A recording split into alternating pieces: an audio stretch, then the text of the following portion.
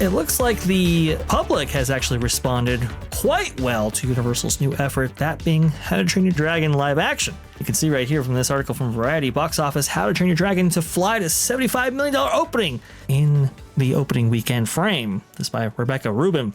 Now, if $75 million doesn't light your fire, well, how about this one from Deadline? How to Train Your Dragon won't be lagging at summer box office with $175 million to $185 million global start for live action redo. Preview Anthony D'Alessandro and Nancy Tartaglione, June 10, 2025.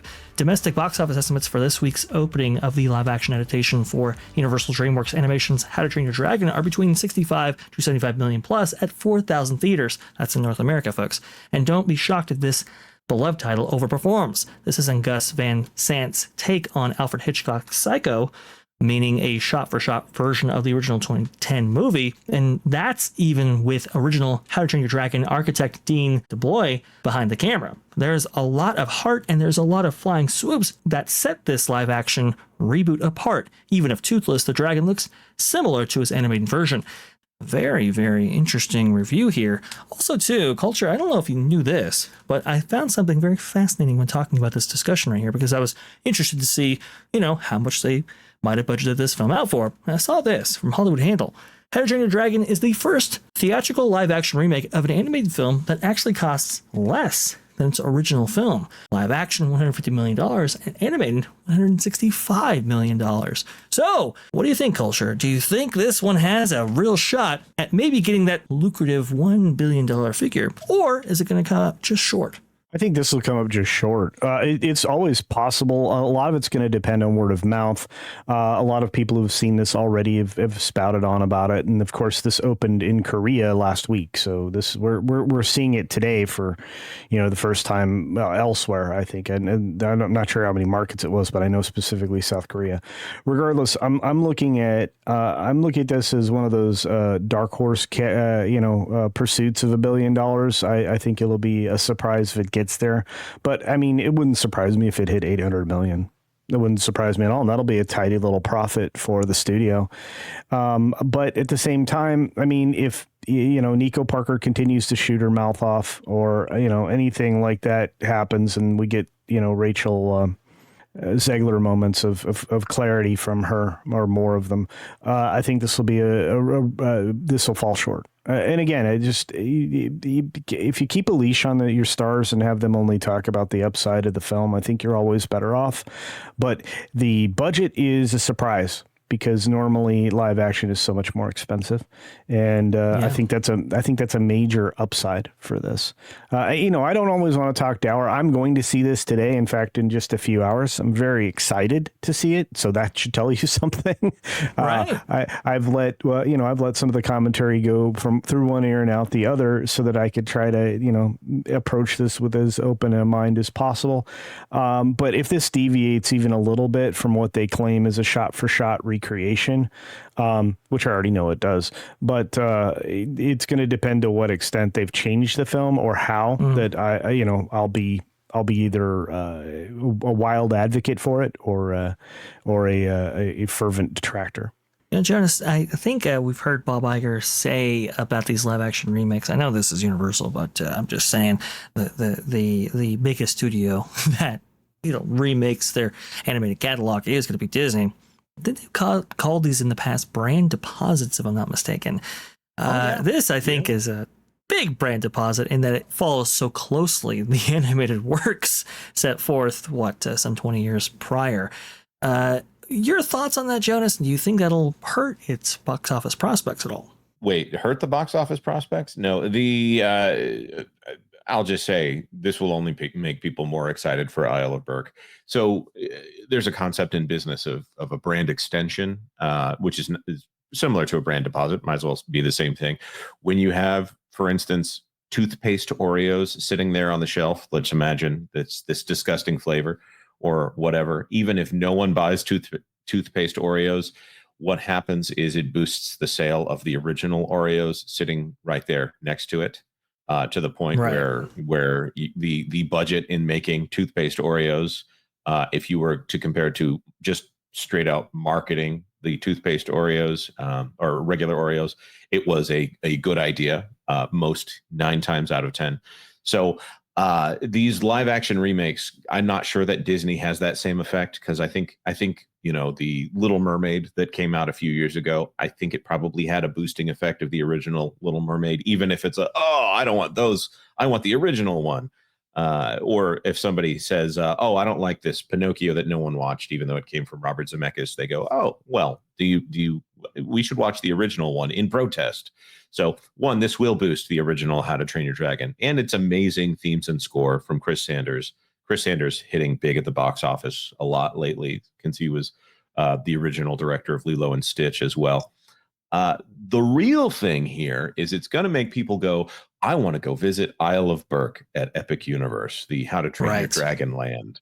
And it'll make children even more excited to go watch all 3 movies when they get home, because I, as a parent, have definitely observed, we watched Minecraft. Oh, they want to go reinstall Minecraft on their iPads. Oh, we watched Lilo and Stitch. Well, guess what they're doing right now? They're watching the Lilo and Stitch animated series. If I go outside of my office right now on the personal media server, it's down there. Jonas, do you think that Universal may have learned something from another media company that is large in the theme park side of things? Yes. Yeah. They are using that flywheel, except they're not ruining the original in the process of doing it. Snow White, of course, being the example of what if the company itself did we'll be talking about the Rachel Zegler situation for decades to come as one of the worst PR disasters. It'll be a case study. That's a case study. The movies, just all movies, not just Disney. It is one of the most epic PR disasters that you could ever have. Slow rolling, years of Rachel Zegler not being controlled in her speech and people begging her to stop. This one it's going to be a lot like the original. What's funny is I don't know if we'll end up running the story on the website, but Gerard Butler out here saying casting me in the same role in the live action remake sounds like a terrible idea. He did it, though. He got the check. Good for him. And it's also one of the reasons that I know a few women in my circle that are excited that even though he's dressed like a kind of a cartoonish version of Gerard Butler, that they're excited to hear Jerry Butler's dulcet Scottish tones on the screen. Good stuff right there. I know that when they coincided the opening of Super Nintendo World at Universal Studios Hollywood with the opening of Super Mario Brothers, the movie, at that time when that land opened, it was a huge boon to both, really. It kind of one inspired the other. And I think they want to duplicate something like that to some degree anyway with Epic Universe's Isle of Berk and How to Train Your Dragon, which I think is a top tier move right there.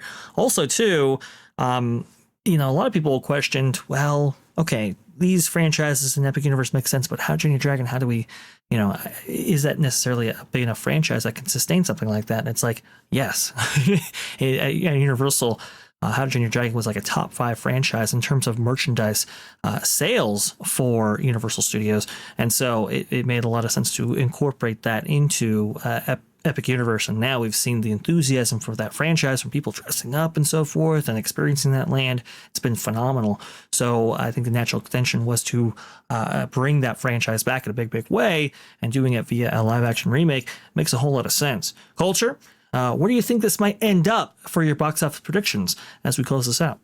I placed this a little over 800 million, approaching 900 million. So it should be about 860, 865. The last I looked at the trends. Again, it's going to depend a lot on this first weekend, because you're going to have a decent, 50% of the box office is going to show up this weekend. So whatever the box office total is, I'm likely calculating that it'll be double that. So if it does make 185 global, you can count on it to at least double, and beyond. So look, if they only spent as little as they spent and their promotion budget seems in line, I think it's going to be fine. It's not going to be like the $200 million spend in global advertising that they're doing on something like Superman or Final Steps, right? Fantastic Four, Final Steps. So. But like I said, I think if you spend 150 million on this budget, it's money well spent. And like I said, I anticipate that you're going to end up with 4 times value on this. So it's going to be around 860 million, I think. I am very excited about this. Got my tickets yesterday, so I cannot wait to indulge in a little bit of How to Train Your Dragon. Love that franchise. Love that series. Well, I'll have a review for you tonight, dude. So nice. I cannot wait for that. Oh, and Dragon Queen out there actually dropped a review on their channel today as well. Yeah, they already saw it.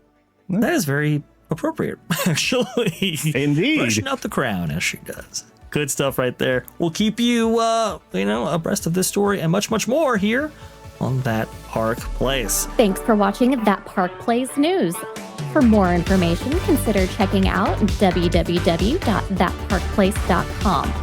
And don't forget to subscribe, share, like, and send this out on your favorite social media accounts.